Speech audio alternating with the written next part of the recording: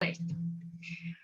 Entonces lo importante que tenemos que tener en cuenta es decir, bueno, espera que voy a bajar el volumen del celular. Perdón. Ahí está. ¿Por qué nosotros hacemos tanto hincapié en dividirla en que es ductus dependiente o no ductus dependiente? Entonces nosotros tenemos que saber de frente a qué paciente es que estamos. Si tenemos un paciente neonatal o un paciente pediátrico. En pediatría se divide lo que sería la cardiopatía por la clínica, si trae cianosis o no trae cianosis. En cambio, en el neonato, nosotros lo que nos va a importar realmente es si nosotros esa cardiopatía que el bebé tiene y que en el momento que nace va a tener su cambio fisiológico de la circulación, va a necesitar algún shunt que permita generar como el flujo en los sistemas circulatorios, que ahora yo voy a ir a ver. Entonces, me sale un cartelito acá, ahí está, de que hay alguien en espera.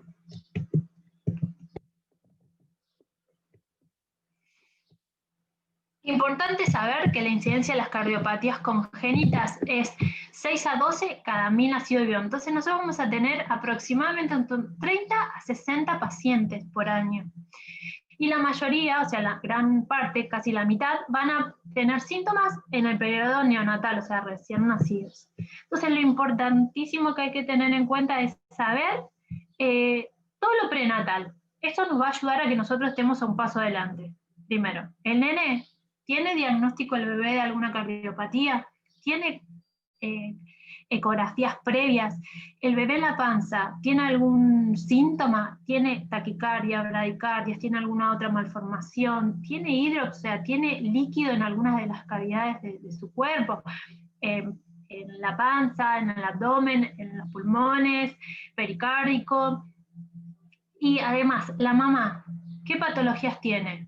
Diabética, tiene hipertiroides, tiene alguna TORCH, alguna rubiola o alguna toxoplasma, o sea, todo es muy importante en este momento. Además, si la mamá también ha tenido algunas otras enfermedades relacionadas a una cardiopatía, ella o niños previos o algún familiar que haya muerto por alguna cardiopatía congénita, todas esas cosas nos van a ayudar a nosotros a saber cómo vamos a enfrentar a este bebé cuando nazca.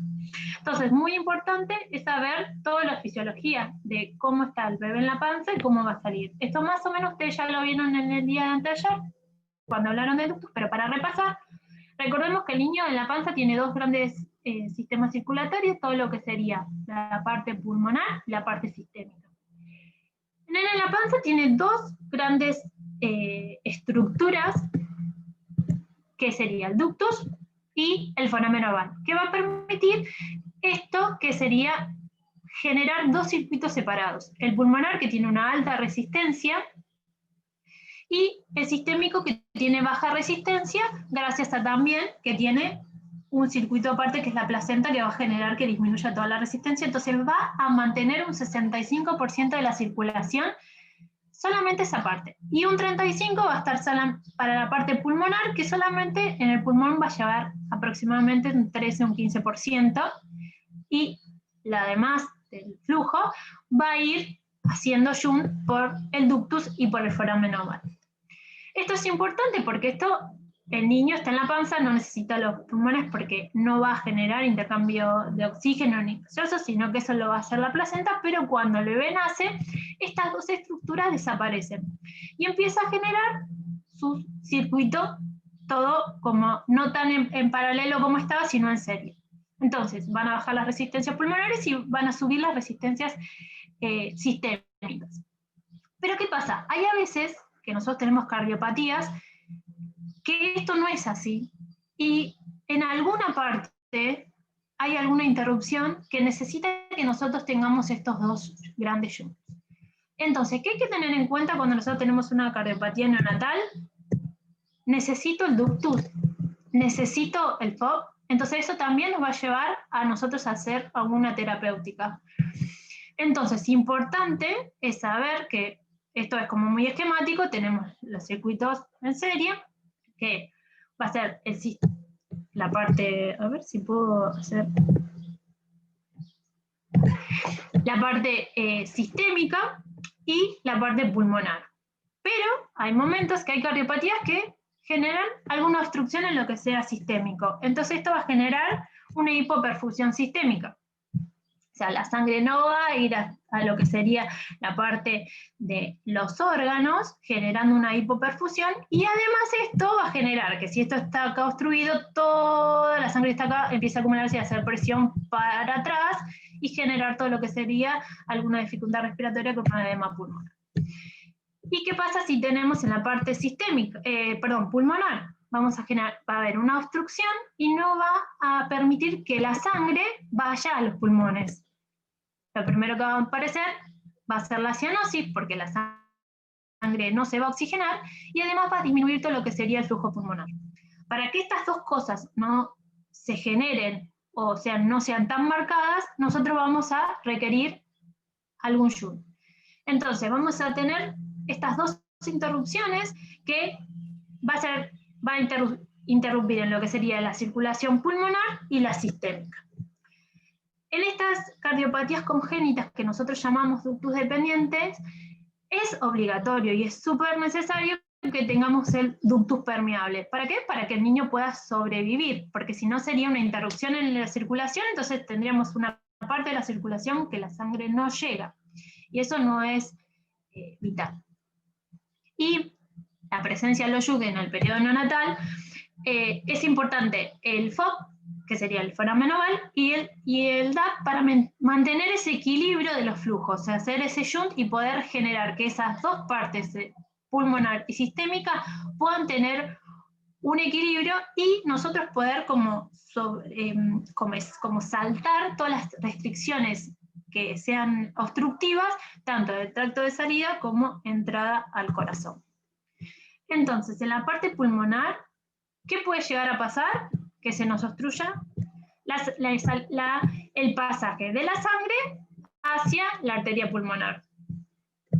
O que venga la sangre por las cavas y no vaya hacia el ventrículo derecho. Entonces la sangre viene para acá, se acumula, ¿y cómo va a ser la sangre para pasar para este lado? Por el ductus y por el FOP.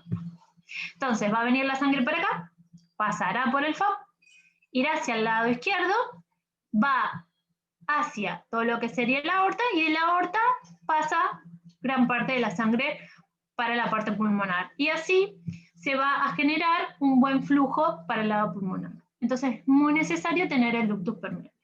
Cualquier cosa que no entiendan o yo vaya muy rápido, me paran.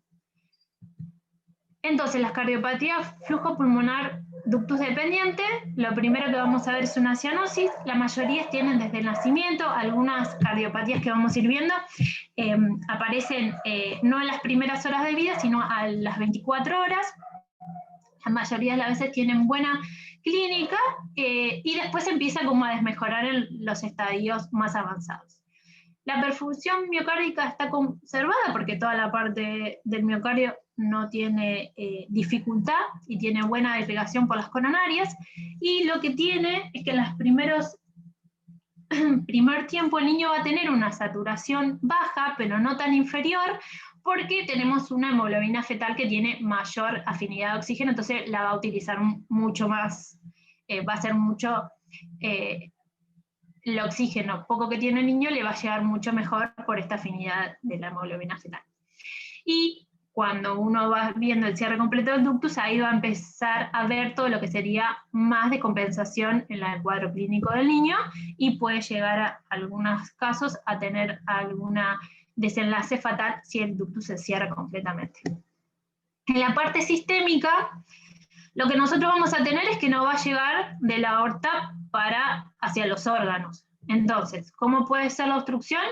En cualquier trayecto de la aorta, el ingreso de la aorta, o sea, alguna anomalía en las válvulas, o directamente que el ventrículo derecho tampoco llega al ventrículo derecho y no pueda llegar la sangre hasta ahí. Entonces, ¿qué vamos a necesitar? Un ductus y el más o menos parecido, pero para el otro lado sería, o sea, el otro cardiopatía que nosotros vimos es derecha a izquierda, este es de izquierda a derecha. Va a venir todo lo que sería la sangre de los pulmones a la aurícula al ventrículo, y acá puede pasar dos cosas. Que no vaya hasta la aorta, entonces la sangre va a estancarse en todo lo que sería en la aurícula, y va a ir hacia el foramen y de acá va a pasar al lado derecho. Entonces van a sobrecargar la parte derecha, va a ir por la arteria pulmonar, y acá va a ser el shunt más importante, que es el ductus. Entonces ahí el flujo va a estar garantizado. Las cardiopatías flujo sistémico ductus dependiente, la clínica es un poco más aguda, es más dramático. Los niños al principio están en buen estado general y en poco tiempo empiezan a tener desmejoría clínica, empiezan a tener toda la sintomatología del bajo gasto y rápidamente va a progresar en todo lo que sería un shock cardiogénico. Tenemos la presentación severa y la leve. En la presentación severa, los niños, las sintomatologías son muy precoces en las primeras horas de vida. En cambio, en algunas patologías que vamos a ir viendo, que se pueden ir a su casa de alta y debutan a la semana, al quinto, séptimo día, que es donde el ductus se cierra completamente y ahí empiezan con la clínica. Las cardiopatías ductus dependientes es una emergencia neonatal, eso tiene que tener en cuenta. ¿Por qué? Porque como vieron el otro día con ductus, el cierre de ductus en los niños de término, el 50% va a cerrar en las primeras horas y el 96% en las 48. Y a los 3 días, casi el total de los niños ya los tiene cerrado. En los niños de pretérmino es un poquito más tardío, porque va a ser inversamente proporcional a lo que sería la edad gestacional. Pero tenemos que tener en cuenta porque se nos cierra el ductus. Entonces nosotros tenemos que empezar a pensar cuál es la terapéutica que vamos a tener. Primero y principal siempre es estabilizar al paciente y darle todo lo que el paciente necesita para estabilizar la clínica, o sea, ver si este niño necesita alguna asistencia respiratoria, si necesita alguna otra medicación. Y una de las cosas que nosotros le vamos a administrar es las prostaglandinas, que es el aprostadil o las prostaglandinas. Para repasar, sabemos que las prostaglandinas vienen de los fosfolípidos de la membrana celular, que a través de enzimas van a generar el ácido araquidónico, y la ciclooxigenasa van a generar un endoperóxido que es como el precursor de todas las prostaglandinas. Esto es importante porque tenemos que saber, los niños que tienen corticoides suelen inhibir esta enzima, entonces hay menos ácido araquidónico. En los niños que tuvieron corticoides prenatal, el ductus se puede cerrar antes, y los AINES también lo van a inhibir y también va a generar un cierre precoz. Por ejemplo, cuando nosotros queremos que se cierre, le damos AINES como la indometacina, el ibuprofeno o el paracetamol, que no es una AINES, pero es dentro del grupo. Tienen que saber que las prostaglandinas son vasodilatadores arteriolares, que evita el cierre del ductus, que va a inhibir todo lo que sería la agregación plaquetaria, y también que va a afectar todo lo que sería la musculatura lisa. Entonces, una de las cosas que tenemos que tener en cuenta es que puede afectar todo lo que sería la vasculatura intestinal. Se empieza mayormente con 0,5 gamas kilo día. No, acá es minuto, perdón. La respuesta es inmediata, la vida media es muy corta y el 90% se metaboliza en el pulmón.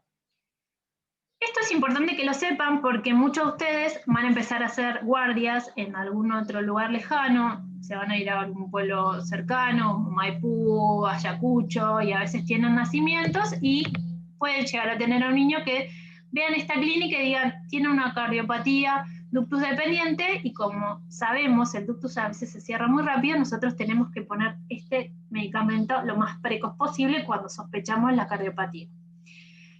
Esto es nacional, esto es un póster que está en la NEO, la mayoría de los lugares lo tienen o lo pueden acceder por internet, y nos dice cómo generar o cómo preparar el goteo. Hay dos formas. Uno que es este, que es el peso. Nosotros tenemos el peso del niño y tenemos las gamas que queremos ponerle. La mayoría de las veces dijimos que comenzamos con 0,5. Gama, kilo, minuto. Acá está mal puesto.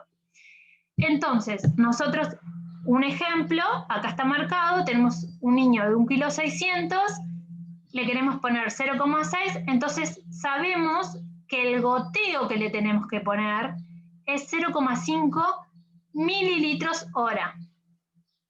¿De qué solución? De esta solución que está acá arriba, que es la que se prepara en forma estándar. Es 1 mililitro de prostaglandinas, que son 500 gamas o microgramos, que las gamas es igual a microgramos.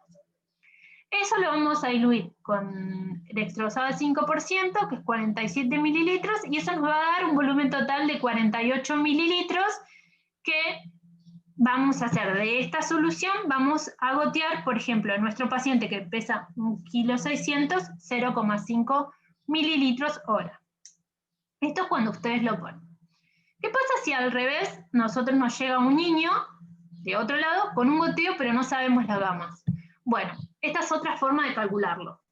Tenemos los mililitros hora, que es lo que está goteando al paciente, y el peso del paciente. Entonces, por ejemplo, tenemos 1,6 kg,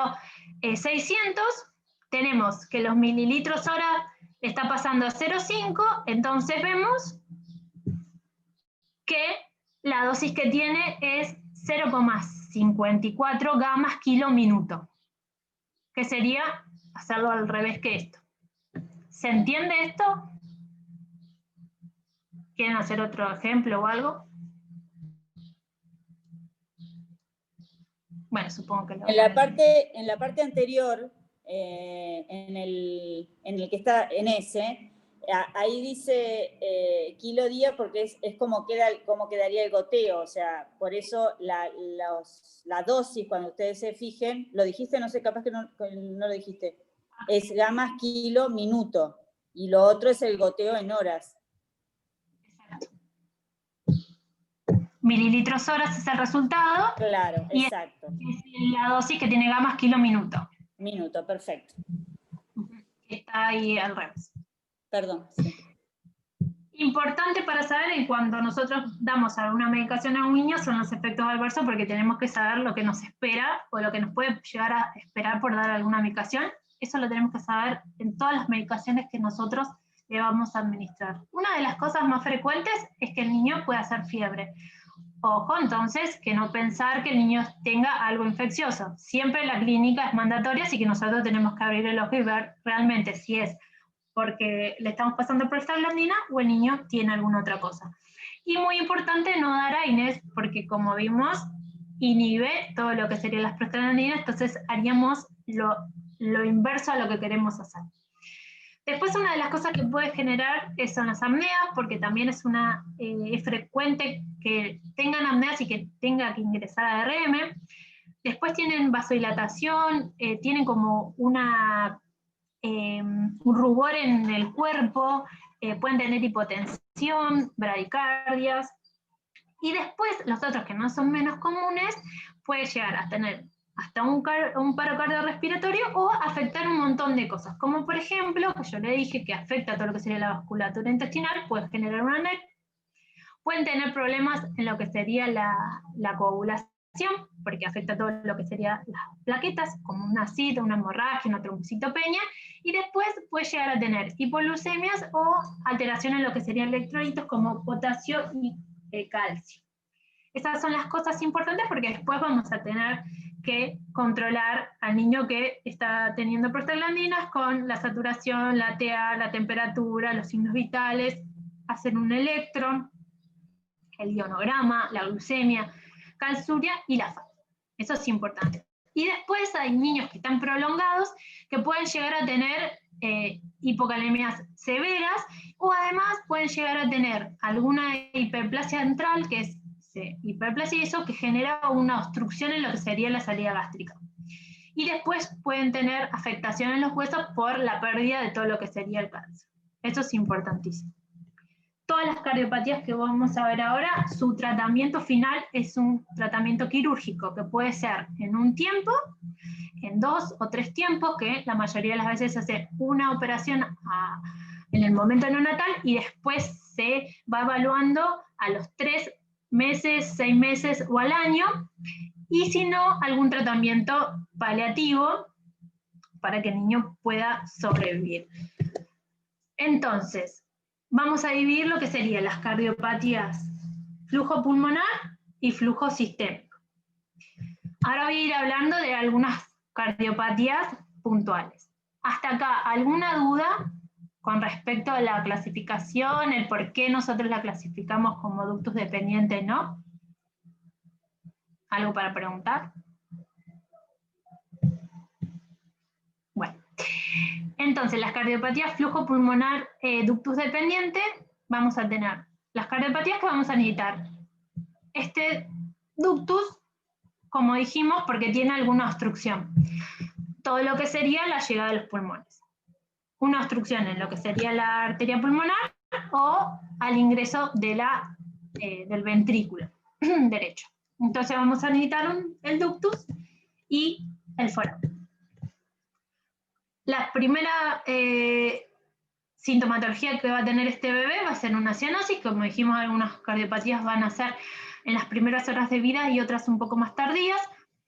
En la biografía lo llaman como el niño confortablemente azul, porque es un niño que tiene cianosis, tiene polimnea, pero no tiene gran esfuerzo respiratorio, no tiene una patología respiratoria clara. Entonces, siempre que tengan un recién nacido que está cianótico, que está desaturando y no cierra para que sea algo respiratorio, pensemos en que puede llegar a ser alguna cardiopatía que sea un ductus dependiente. Entonces va a cursar también con hipoxemia extrema y con acidosis metabólica.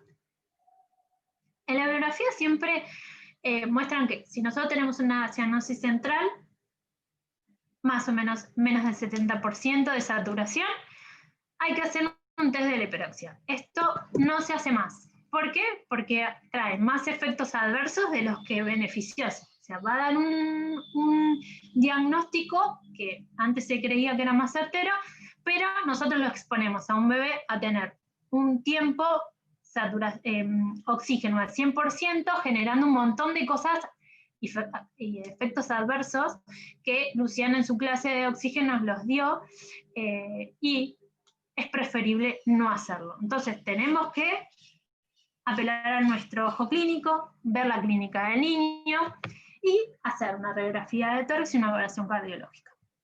La radiografía de tórax nosotros vamos a ver es muy más complejo en estas patologías, porque lo que va a diferenciar va a ser más que nada la vasculatura pulmonar y no tanto las características del corazón. No cursan muchas de estas patologías con cardiopatías dilatadas, por ejemplo. Entonces, si nosotros tenemos una radiografía de tórax, una clínica que sea compatible, como dije, siempre poner las prostaglandinas, estabilizar al paciente, y si estamos en otro lado que no sea un centro de mayor complejidad, derivarlo urgentemente. ¿Cuáles son estas cardiopatías flujo pulmonar ductus dependiente? Estenosis pulmonar, la atresia pulmonar, la atresia triscúspida, la tetralogía de Fallot y la anomalía de este. La estenosis pulmonar puede ser de tres formas, puede estar en el interior del ventrículo derecho, en la válvula pulmonar o en las arterias pulmonares, y lo que va a generar es la obstrucción del flujo sanguíneo pulmonar. Como vemos acá, puede estar en la arteria pulmonar, en las válvulas o afuera. Que esto puede ser que hay una hipertrofia o una malformación en el tabique que genere que no se produzca el pasaje. Entonces, lo que nosotros vamos a tener es la sangre que viene por acá y le va a dificultar pasar para el lado pulmonar. Este es un videito que no se ve. Ahí está. Y muestra, bueno, lo que mostraba era más o menos lo que yo venía explicando. Que viene la sangre por todo lo que serían las cavas, vienen para el ventrículo y acá se encuentra con la obstrucción de la arteria pulmonar. Acá esa atresia pulmonar es más o menos parecido a lo que pasaría en la estenosis, que hay un pasaje. Entonces, no pasa la cantidad que tiene que pasar de flujo, la sangre va a volver hacia atrás y acá va a pasar dos cosas. Va a volver o para acá o va a ir hacia por una una CIA o un foramen permeable, va a pasar a la aurícula izquierda. Acá al ventrículo izquierdo, aorta, y necesitamos el ductus para hacer el shunt y que pase buen flujo a los pulmones. ¿Por qué? Esta otra cosa que quería decirle, ¿por qué decimos que es cianosante o por qué van a tener cianosis?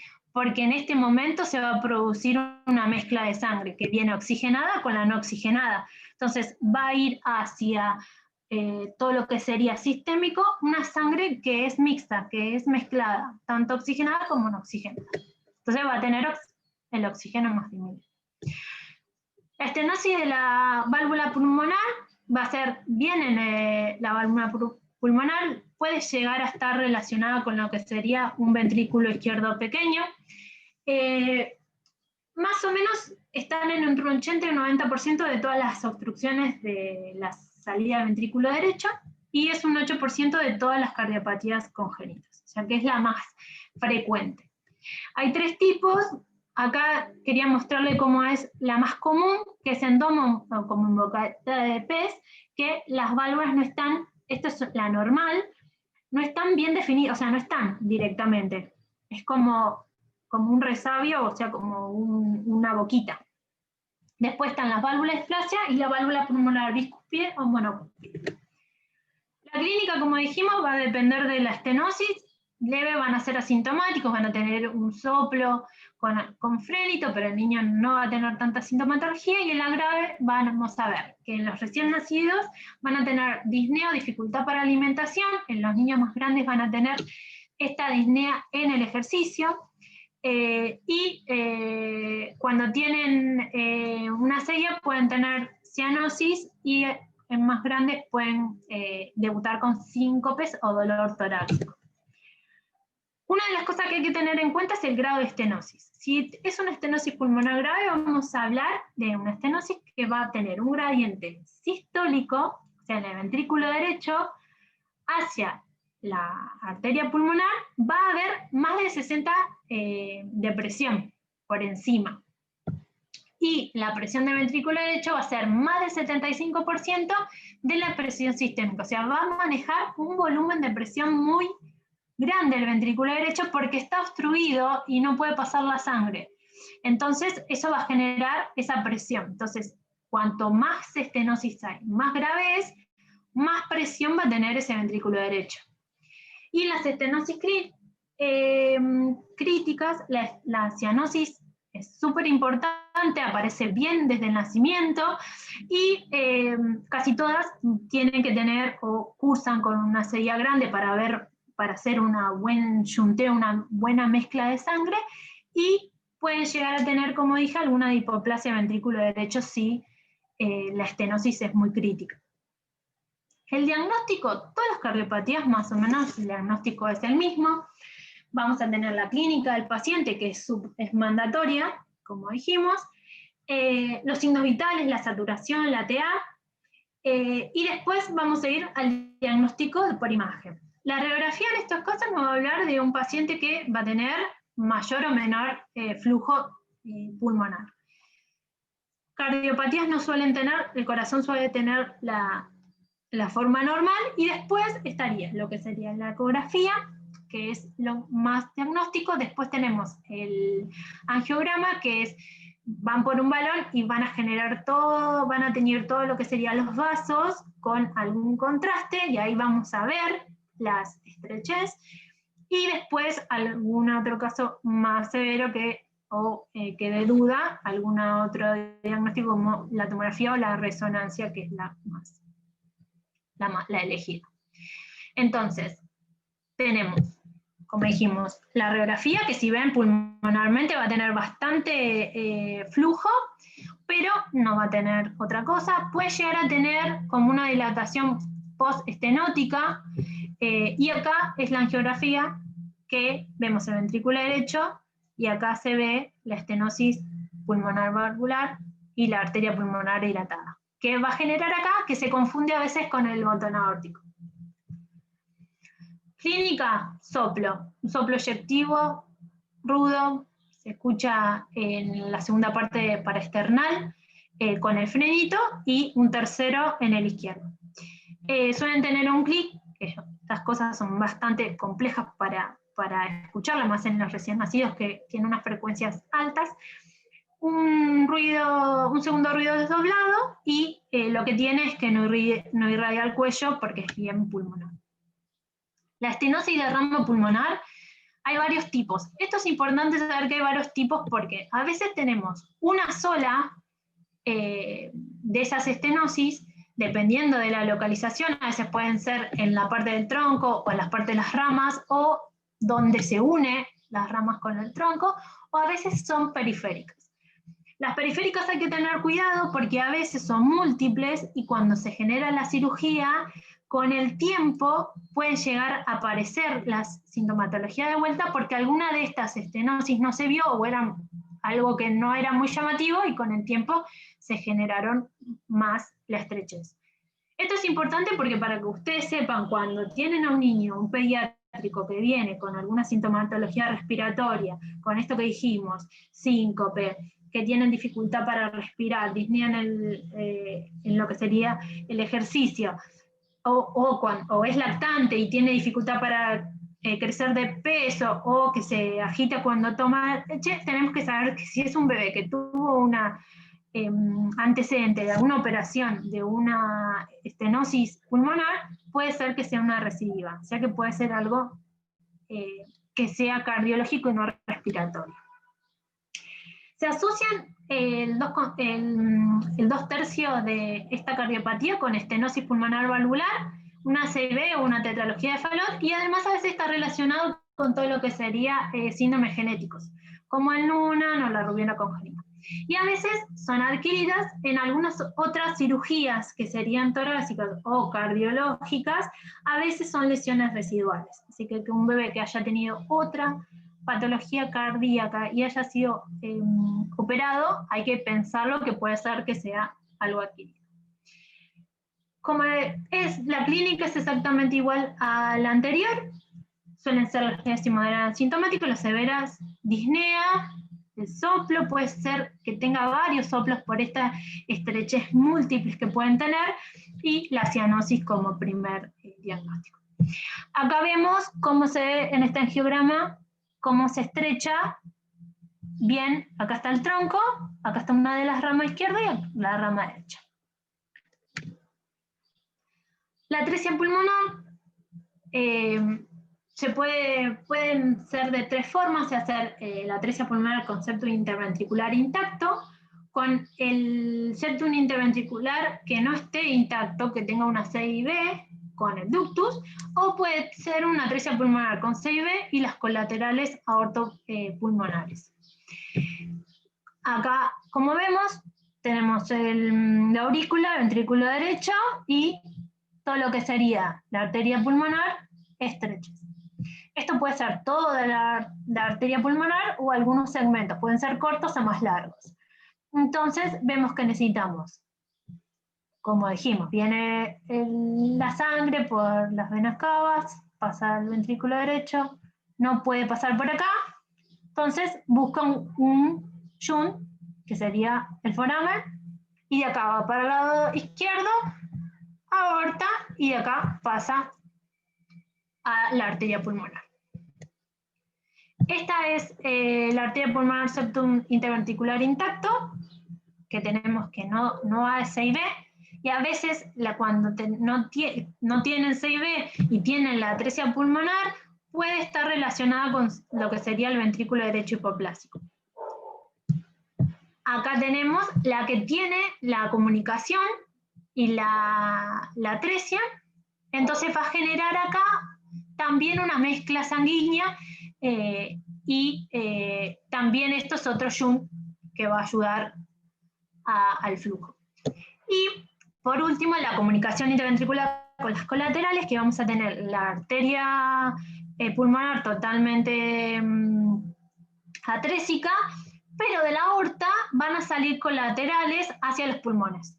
Entonces, esta a veces no es necesario que tenga el ductus, porque a veces directamente la aorta va a pasar por las arterias colaterales. Entonces va a generar que genere, o sea, que llegue el flujo al pulmón. Y también tiene una comunicación interventricular porque no va a pasar la sangre hacia el lado de la arteria pulmonar, entonces tiene que pasar por la CB y por la CIA, y ahí irse hasta la aorta, y de la aorta ir por las colaterales aortopulmonares. Este es el mismo dibujito que que mostré hoy, pero este de acá, no sé, ahí se mueve, y acá se mueve. Lo que muestra este videito es la diferencia que hay entre la que tiene el septum íntegro y el que no, que este tiene mayor mezcla sanguínea a nivel ventricular. Y los dos es necesario el ducto.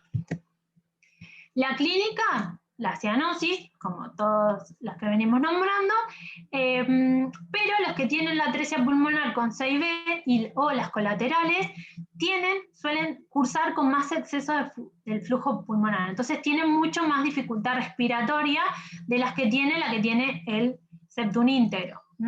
Y lo que genera en los niños, como dije, es dificultad para alimentarse, que no crecen bien, que tienen infecciones respiratorias a repetición. Entonces todas esas cosas nos hacen pensar que puede llegar a tener alguna de estas patologías.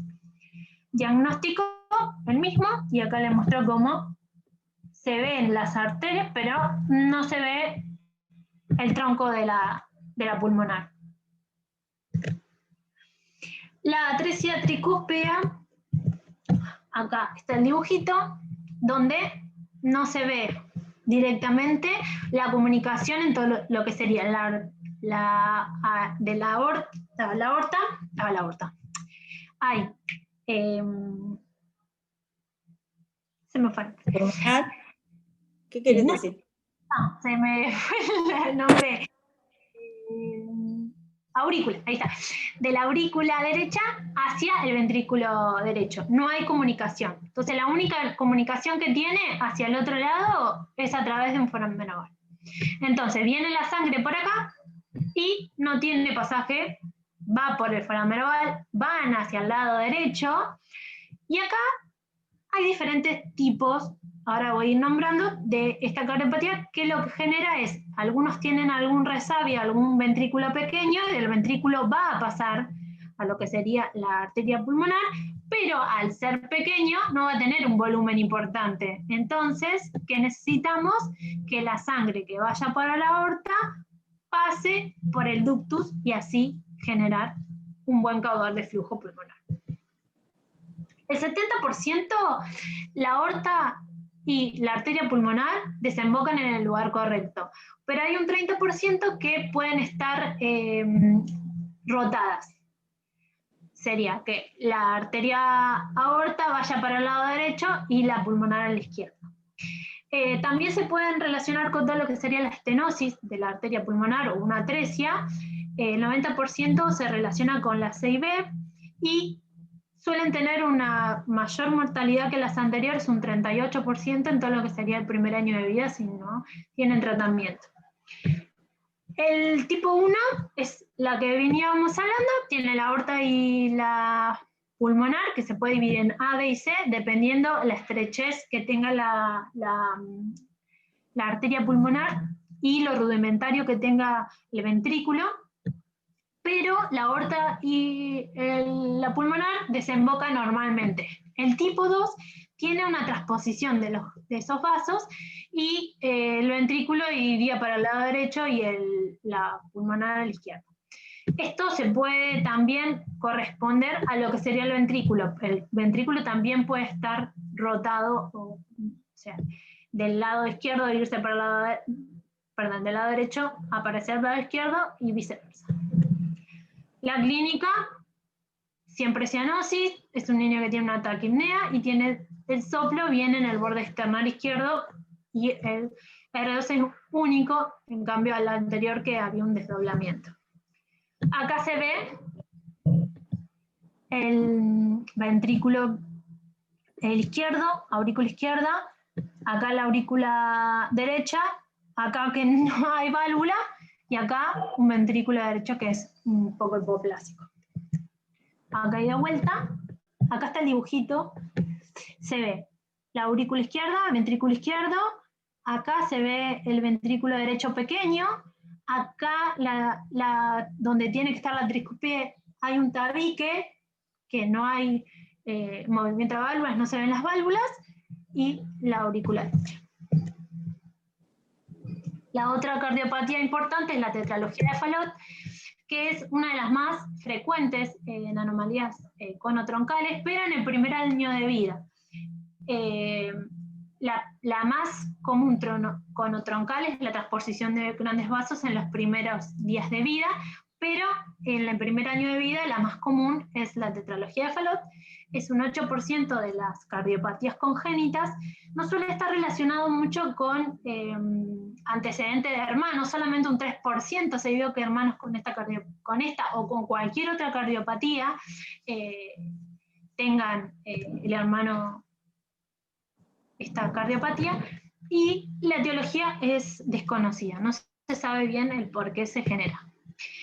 ¿Cuáles son las 4 características importantes por qué se llama tetralogía? Hiperplasia ventrículo izquierdo, el cabalgamiento de la aorta, la estenosis pulmonar, el ACIB. Acá vemos, esta sería el típico, el Fallot típico, que tenemos la aorta cabalgando, la pulmonar, que puede ser estenótica, ventrículo derecho con la hipertrofia y la ACIB. Acá viene todo lo que sería la sangre por la aurícula derecha, viene hacia acá, y este ventrículo se hiperplasia porque también tiene que manejar mucha presión, porque tenemos una estenosis pulmonar y tenemos la aorta que está cabalgando con una ACIB. La severidad de lo que sería el Fallot la va a generar todo lo que sería la estenosis pulmonar, y acá a veces la estenosis no está marcada, pero a veces tiene el tracto de salida, los músculos de la parte intraventricular son hiperplásicos y genera una obstrucción. Que esta obstrucción a veces se generan como un poco más tardíos, a las semanas del nacimiento o al mes. Y eso es lo que genera la severidad. Acá tenemos la aorta cabalgando sobre el tabique interventricular. Aurícula, ventrículo izquierdo. Y la clínica va a depender de qué tipo de tetralogía. Tenemos el típico, el Fallot típico, que tiene una estenosis que no es muy marcada, que este va a tener cianosis de forma transitoria, va a ser el paciente que a los 3-4 meses va a generar las crisis de cianosis. Vamos a tener un Fallot rosado, que este es un 15%, es un paciente que tiene una estenosis muy leve, entonces suele tener un buen flujo pulmonar, no suele tener cianosis por esa razón, y suele tener algún soplo o algún precordio activo. Después está el hiperfallot, que es un 5%, que esta es la cardiopatía que sí o sí tiene que tener el ductus dependiente porque tiene una estenosis pulmonar muy severa, y este niño es el cianótico inmediato, o sea, es el que más rápido hace cianosis. Y después tenemos la atresia pulmonar con CIB, que este es un Fallot incompleto, que es un 10%. Entonces, la crisis de Fallot, nosotros tenemos un bebé que va a tener cianosis, va a empezar con disnea, va a aumentar el soplo, va a generar más cianosis, va a tener más disnea. Entonces es el niño que parece un pitufo de lo azul que está. ¿Cuál es el tratamiento? Esto más que nada para la parte pediátrica, porque los niños que empiezan con todas estas crisis son niños un poco más grandes, de 3 a 6 meses empiezan a tener esta sintomatología. Entonces lo primero que hay que hacer es ponerlo en una posición genopectoral, que eso hace que disminuya todo lo que sería la obstrucción de la salida del ventrículo derecho.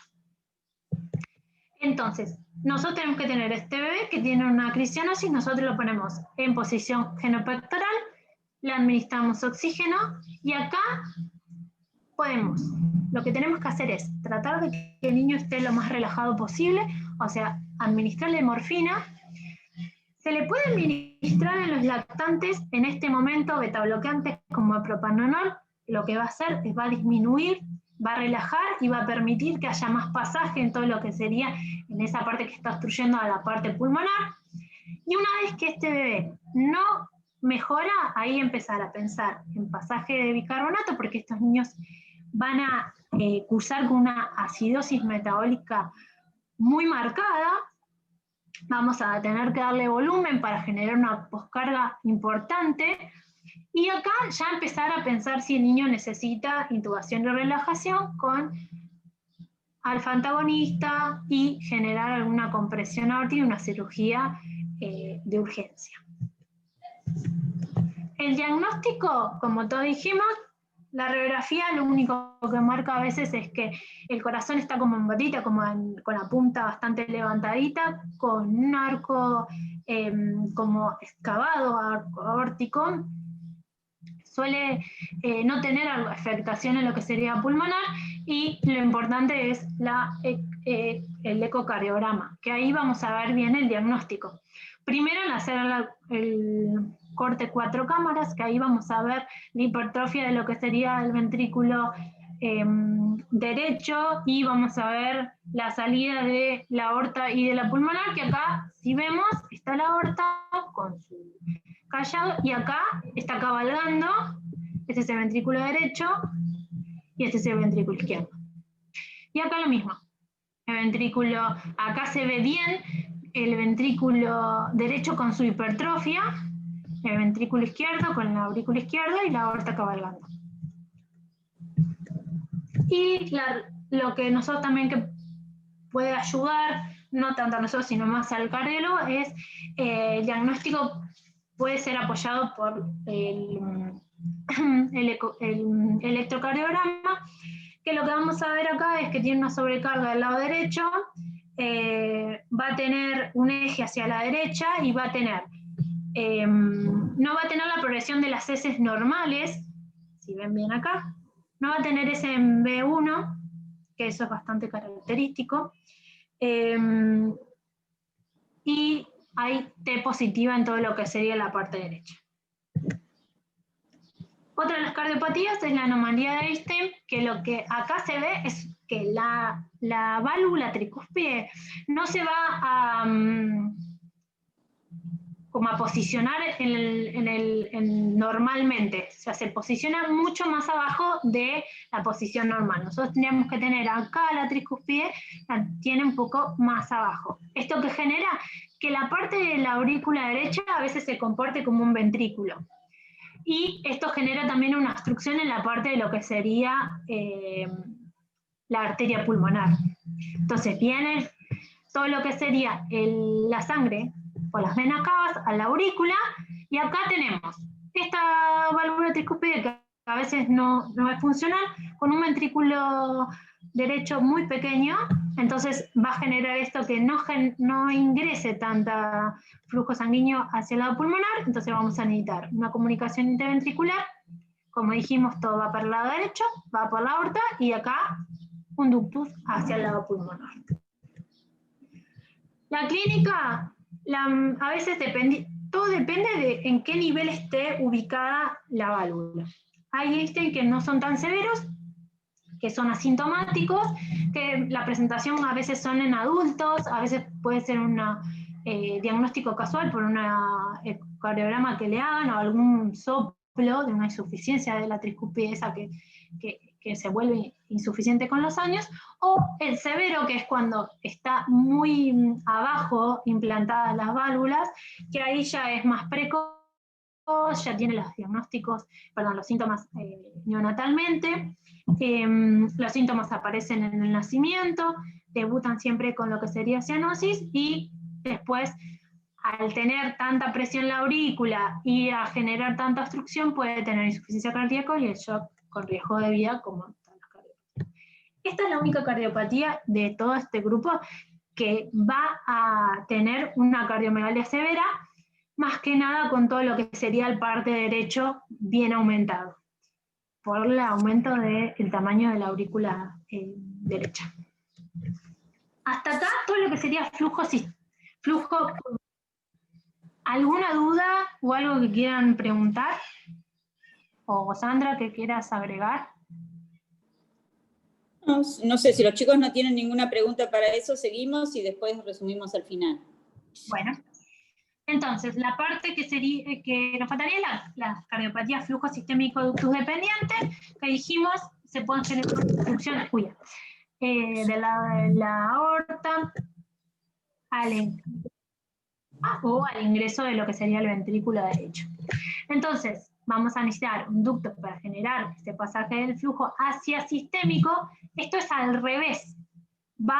El anterior va de derecha a izquierda, este va de izquierda a derecha. O sea, la parte sistémica no le estaría llegando sangre porque hay una obstrucción. Entonces, ahí vamos a necesitar lo que sería el ductus. Y ahí va a ir desde lo pulmonar a lo sistémico. Y vamos a requerir también, en algunos casos, el foramen oval permeable que va a ir para el otro lado, no como lo anterior. ¿Cuáles son las cardiopatías? Bueno, todo lo que sería la obstrucción hacia el lado sistémico, la estenosis en la cortación aorta y la interrupción del arco aorta. Estas tres van a generar una obstrucción en todo lo que sería la parte del flujo hacia la aorta y sistémico, y el síndrome de corazón izquierdo o hipoplasia ventricular. La mayoría son asintomáticas en el periodo neonatal, como dijimos, estas como las anteriores, las severas suele ser un niño que no tiene clínica y hay una descompensación súper rápida, como dijimos es un cortocircuito de derecha-izquierda, las cardiopatías suelen ser acianóticas, salvo la hipoplasia del ventrículo izquierdo que puede llegar a tener cianosis, y habitualmente la clínica es de bajo gasto y edema pulmonar. Como dijimos, la severa, síntoma precoz, es mortal y es una urgencia. Y la leve son síntomas que van a aparecer al quinto, séptimo día, cuando el ducto se cierre del todo o empiecen a tener, en el quinto, sexto día, las presiones, es el momento donde se equilibran todas las presiones a nivel pulmonar y sistémico, y ahí es donde genera todo lo que sería síntomas.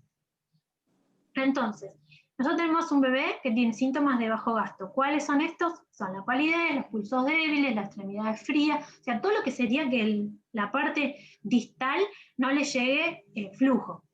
Y todo lo que sería la afectación de órganos. ¿Cuál es uno de los órganos que más rápido se afecta y más importante? Es el riñón, que empieza a tener oliguria o anuria, va a tener dificultad respiratoria por todo lo que sería el edema pulmonar y la acidosis metabólica. Estos síntomas, como dijimos, pueden ser bruscos en menos de 72 horas o ser en el quinto, séptimo día. Se va a realizar una radiografía de tórax, que acá sí va a ser distinta a las anteriores.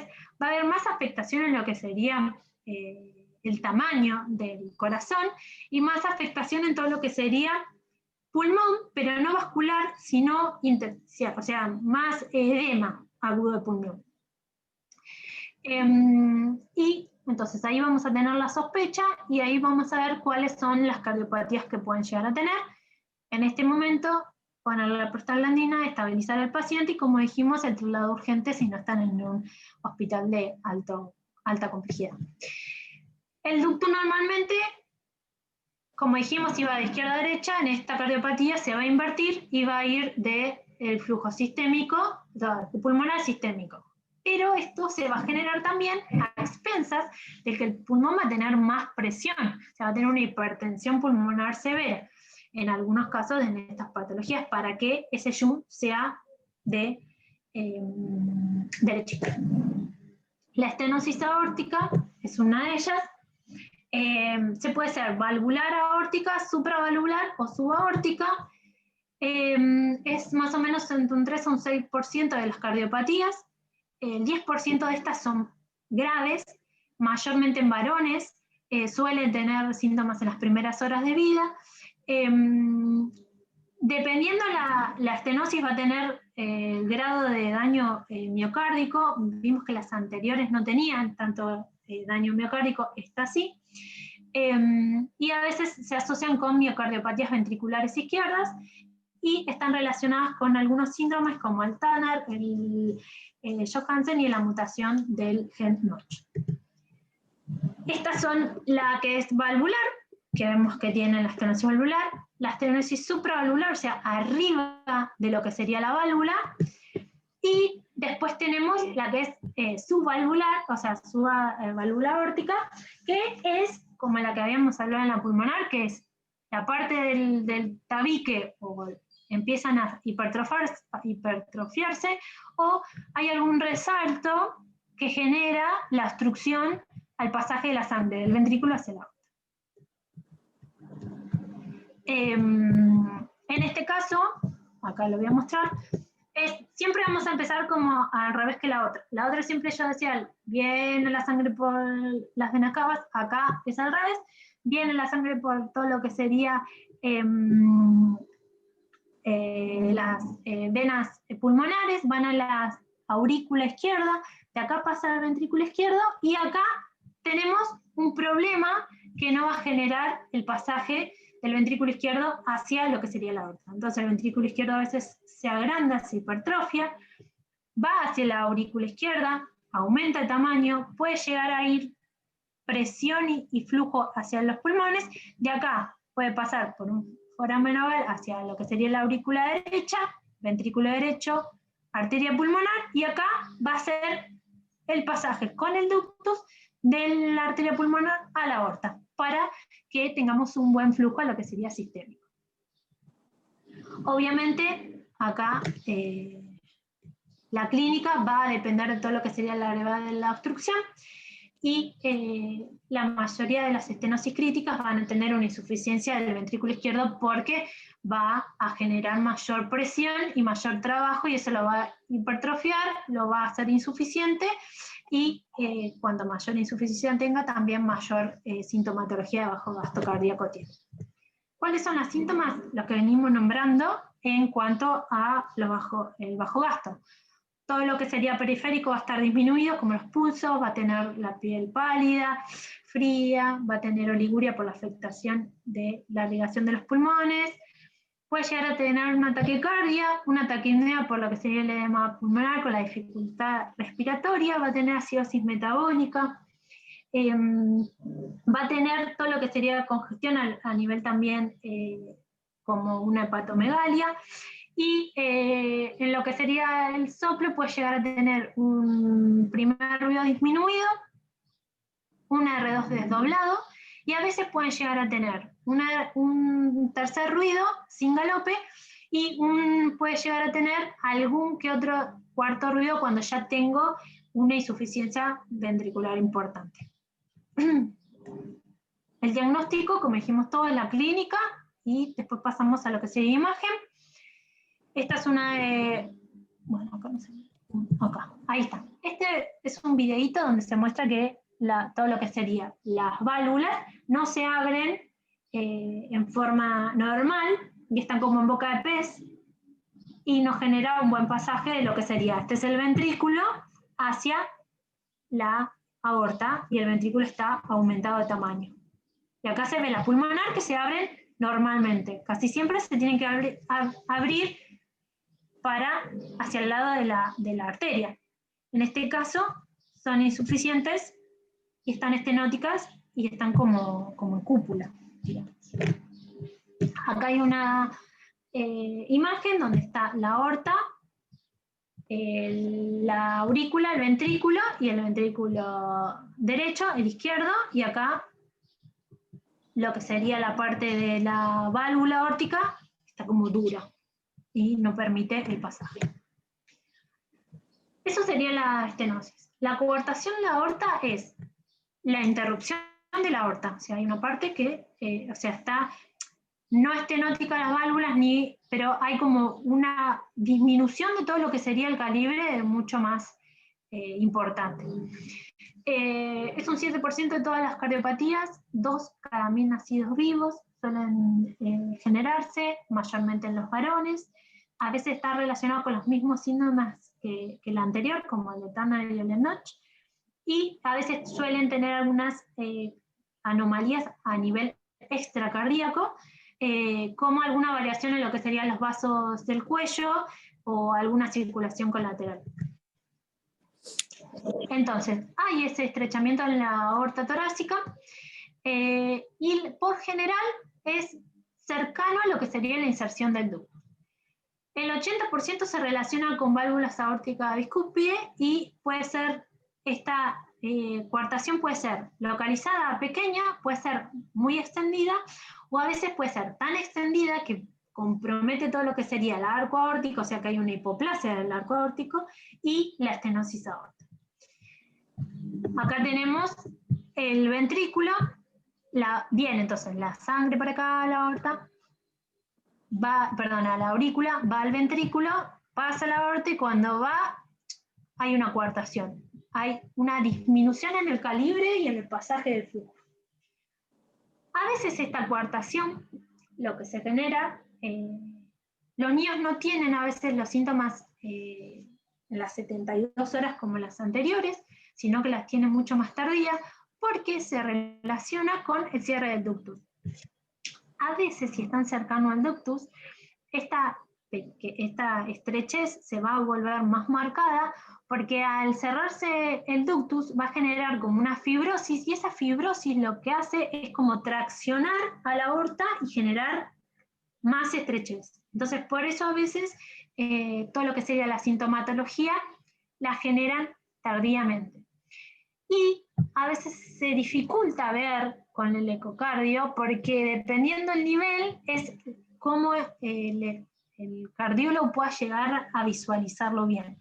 Y hay cardiopatías o hay niños que citan a los días porque ven como que el pasaje no hacen una estrechez y tienen ese temor de que una vez que cierre el ductus se cierre y que se coarte la aorta.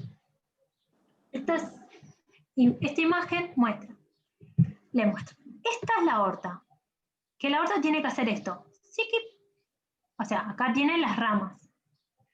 Pero, como ven, acá hay como la coartación, la estrechez, y acá está el ductus. Que el ductus la mayoría de las veces es un ductus bastante grande. Entonces, por acá es donde viene el pasaje de la sangre. Esto tendría que ser así. Tac, tac, tac, tac, tac, tac, viene por acá la sangre, acá estaría el corazón, viene así, se divide y va hacia la que sería ascendente, y acá están las que van hacia lo que sería la columna. Este dibujito, va mostrando. Ay, esto no funciona muy bien, este cosito. Era muy lindo, pero no es muy funcional. Ahí está. Lo que muestra acá es cómo se genera lo que venía hablando, ¿no? Viene la sangre hacia la aurícula izquierda, pasa el ventrículo izquierdo, pasa la sangre para acá, la coartación no me deja pasar sangre hacia sistémico. Entonces, la sangre puede volver para atrás y generar afectación en lo pulmonar, o irse por acá, tendría que haber un FOP, y pasa para el lado derecho y pasa del ductus del lado derecho hacia el izquierdo.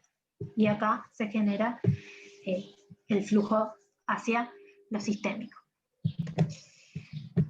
Entonces, vamos a tener todo lo que dijimos, el síntoma de bajo flujo, pero además, cuando el niño va creciendo, va a ser más notorio todo lo que sería el soplo, y además puede llegar a tener alguna hipertensión arterial. Los síntomas son los mismos que venimos nombrando. Importante en estas patologías que nosotros tenemos una interrupción de lo que sería el flujo por la aorta, y que va a tener una hipoperfusión todo lo que sería distal, es verificar bien los pulsos femorales, tomarnos el tiempo, porque a veces pueden llegar a estar disminuidos, ausentes, comparados con lo que serían los superiores, pero acá hay que tener cuidado porque a veces la estenosis es preductal y ahí a veces no genera eso tan marcado. Y además, a veces hay la presión arterial puede también estar diferenciada en todo lo que serían miembros superiores e inferiores. Así que si tenemos pulsos, presión arterial y saturación pre y postductal, que después voy a hablar un poco aquí. Diagnóstico va a cursar con una hipertrofia y un agrandamiento de todo lo que sería el corazón. Como dijimos, va a tener más que nada una hipertrofia de todo lo que sería el lado izquierdo,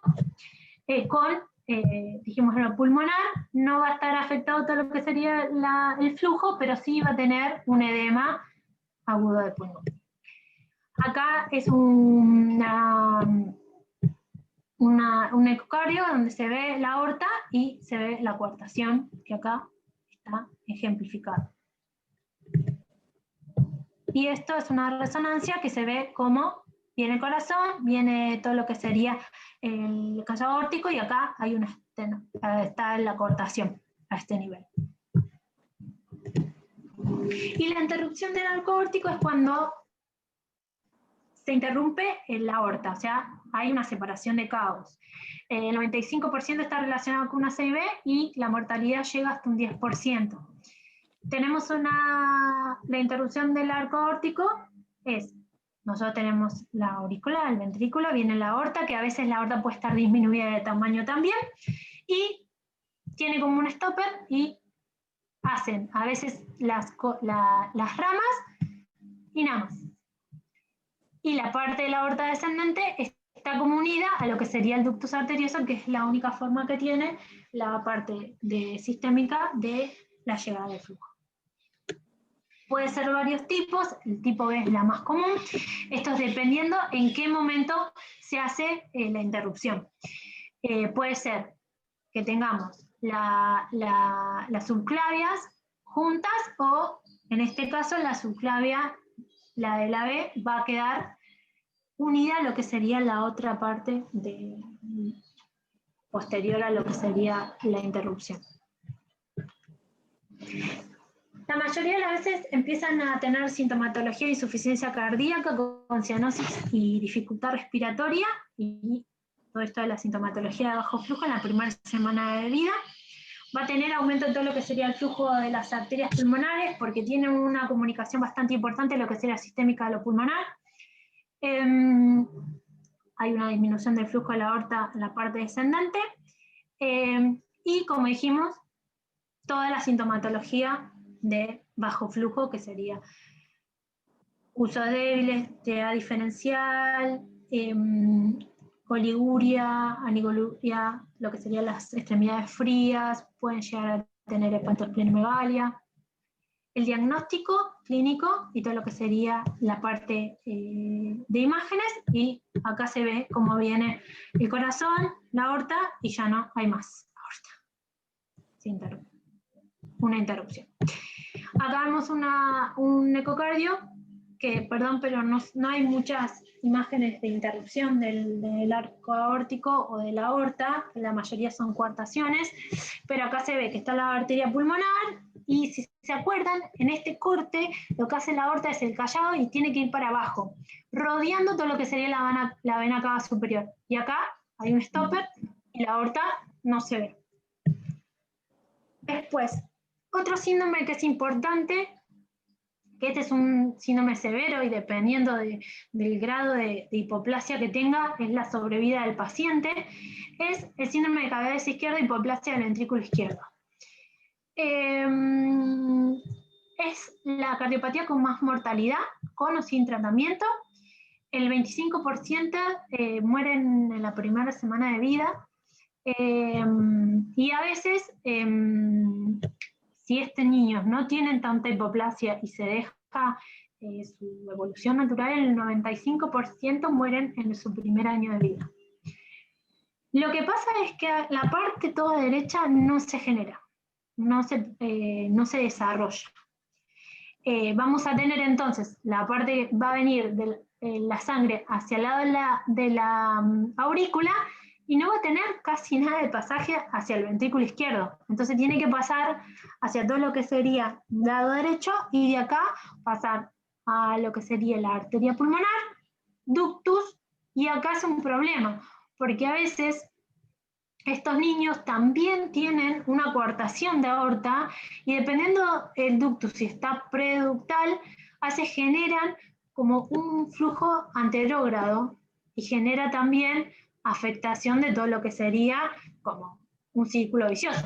Llega la sangre vuelta acá y de acá va para atrás, entonces todo eso va a generar como un aumento de presiones a nivel cardíaco.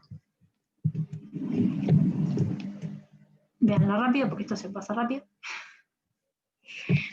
Entonces tenemos que viene la sangre de todo lo que sería el pulmón, va hacia la aurícula izquierda y a veces tiene poco pasaje hacia la parte del ventrículo, que casi siempre es hipoplásico, a veces dependiendo puede llegar a tener o no ventrículo y a veces también el tema de la válvula mitral que a veces está ausente o está hipoplásica. A veces se relaciona también con afectación de lo que sería la salida de lo que sería la aorta, así que si llegamos a tener un ventrículo también hay que ver si la aorta tiene buen calibre. Entonces va de la aurícula, va hacia lo que sería la aurícula derecha, que tiene mucho aumento de volumen. Piensen que toda la derecha no está capacitada para afrontar tantas presiones, y de acá tiene que ir hacia el ventrículo derecho, va hacia la aurícula pulmonar, y de acá va el ductus hacia lo que sería sistémico. Dependiendo las características y cuán hipoplásico está, estos niños tienen o no chances de tener una operación o una cirugía, que puede llegar a ser paliativa o ni siquiera tener una cirugía y dejar que el niño siga su evolución hasta que cierre el ductus y se muera. Todo dependiendo de la hipoplasia que tenga. La clínica de insuficiencia cardíaca, la cianosis, en los primeros días de vida y suelen ser muy progresivas y generar el shock cardiogénico. Todas las mismas características que tienen el bajo flujo, el diagnóstico, el ecocardiograma. Acá se ve bien la hipoplasia del lado derecho, del lado izquierdo, perdón. Acá igual tengo una más linda. Aurícula derecha, ventrículo izquierda, ventrículo izquierdo casi nulo. Y acá se ve cómo viene el pasaje de la sangre y acá nada. Acá hay otro, acá está el ventrículo, acá sería la parte derecha, la parte izquierda. Como ven, la parte derecha está muy aumentada de tamaño porque todo lo que sería que viene del pulmón hacia la aurícula izquierda pasa por el foramen oval y la parte derecha de la aurícula derecha tiene que soportar mucho volumen y mucha presión, entonces la grande de tamaño va para el ventrículo derecho y después se va para el pulmonar y acá está, este es el ventrículo izquierdo hipoplásico. Y después un síndrome raro, que yo no lo conocía acá porque empecé a leer un poco más de todo lo que sería el niño recién nacido con cardiopatía, que es el síndrome de John, que es en verdad este síndrome es una combinación rara de 4 anomalías, es menos de 1% de las cardiopatías congénitas, pero lo que tiene es que tiene una válvula mitral tipo en paracaídas, se le llama, un anillo mitral supravalvular, que pareciera que tuvieran 2 válvulas mitrales. Se relaciona con lo que sería la coartación aorta y la obstrucción subaórtica. Y acá se ve. Acá está la obstrucción, o sea, la parte supravalvular. Acá sería lo que sería la válvula en paracaídas, como que está para hacia abajo. Y después, bueno, se puede relacionar con la coartación de aorta o la subestenosis de lo que sería la parte subaórtica valvular. Importantísimo, como dijimos, una de estas cosas que nosotros podemos llegar a hacer como un screening, ya van a tener su clase de screening, pero lo quería nombrar, porque lo vemos todo el tiempo en sala 8 y a veces hay que tomarnos un tiempito para ver y ver los valores que nos anotan las enfermeras, porque a veces se pasan de largo algunas cosas, es la saturación pre y postductal. Esta saturación se hizo como a nivel nacional,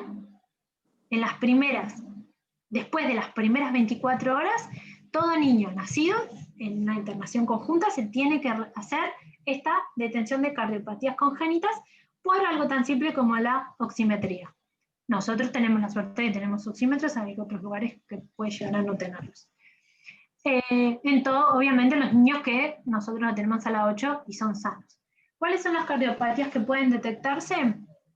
Son un montón, la mayoría son todas estas que venimos nombrando. La hipoplasia del ventrículo izquierdo, perdón, del corazón izquierdo, atresia pulmonar, tetralogía de Fallot, anomalía de retorno venoso, transposición de grandes vasos, arteria tricúspide, tronco único, coartación de aorta, ventrículo único, interrupción del arco aórtico, anomalía de Einstein y doble salida del ventrículo izquierdo.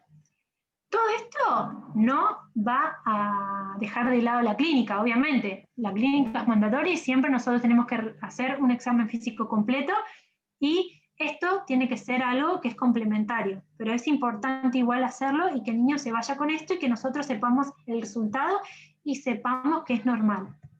Entonces hay un algoritmo en donde nosotros tenemos que colocar, siempre como dijimos, preductal. Preductal siempre tenemos que ser de la mano derecha. ¿Por qué? Porque a veces decimos que el lado izquierdo puede ser preductal también dependiendo de dónde tenga la obstrucción. Y siempre entonces la otra tiene que ser en los pies, entonces en la mano derecha y en el pie. Y ahí vemos, si nosotros tiene una saturación de más de 95 en los dos y no tiene diferencia de más de 3 puntos, ya está, se va a su casa. Si el bebé satura 90-94, se vuelve a repetir. Y si tiene menos de 90, o sea, 89% de saturación, ya sabemos que 89% menos en un bebé sano es patológico, así que hay que ver cuál es su problema, por qué está saturando tan bajo. Si esto da mal, se repite, se puede repetir hasta 2 veces. La tercera vez tiene que saturar más de 95, si no, se interna, se llama al cardiólogo, se hace un examen físico exhaustivo y se ve el por qué el niño está desaturando. Entonces, para tener como conclusión de esto, importantísimo, siempre, que es lo que nosotros decimos en NER, no acabamos de decir, el diagnóstico prenatal, los antecedentes prenatales, cómo fue ese embarazo, controlado o no, tiene alguna TORCH, tiene alguna enfermedad la mamá, algún indicio el bebé que nos dé desde la panza que tiene alguna cardiopatía. Esto va a hacer que nosotros nos podamos anticipar a todas las medidas que hagamos. Y eso le va a dar un mayor bienestar neonatal al bebé y mayor oportunidades. Creo que los niños que tienen diagnóstico más tardío y suelen tener mayor hipoxemia o mayor cianosis, lo que fuera, tiene más afectación en todo lo que sería neurocognitivo. Eso es súper importante y más comorbilidades a largo plazo. Después, importantísimo es charlar y comunicarnos con los padres. La mayoría de los chicos, como vimos, son niños que nacen y capaz que ni siquiera llegamos a tener una cianosis marcada, nacen, le ponemos la prostaglandina, los padres lo ven bien, lo ven sano, entonces nosotros tenemos que estar presentes, hablarles, explicarles y siempre apoyar a los padres, que es nuestra segunda gran meta, ¿no? No solamente estar en el cuidado del niño. Después, saber si el niño tiene un diagnóstico prenatal, derivar al niño, planificar todo el tema del parto. Si, como le dije, permite que el neonatólogo o el pediatra ya sepamos cómo van a hacer el nene, qué va a necesitar y empezar siempre un paso antes de lo que el niño necesite. Ante sospechas, siempre iniciar las prostaglandinas. A veces es preferible poner una prostaglandina de más, cerciorarnos, que venga el cardiólogo y nos diga, no, mira, la verdad que no necesita, que quedamos con la duda, no ponernos y que el niño se muera porque se le cerró ductus y su cardiopatía era ductus dependiente. Entonces siempre pensarlo, saber qué puede pasar y hay que poner las prostaglandinas en cualquier momento que nosotros lo sospechemos. Siempre estabilizar al paciente y darle lo que necesita. Un paciente no solamente es un ductus, es todo un conjunto, o sea, siempre pensarlo en conjunto y siempre darle lo que necesita para estabilizarlo. Hacerle la evaluación cardiológica temprana y en caso que nosotros no tengamos cardiólogo, estemos en otro lado, empezar a trasladar al niño rápido, con las subprostaglandinas y a un centro de mayor complejidad. Gracias.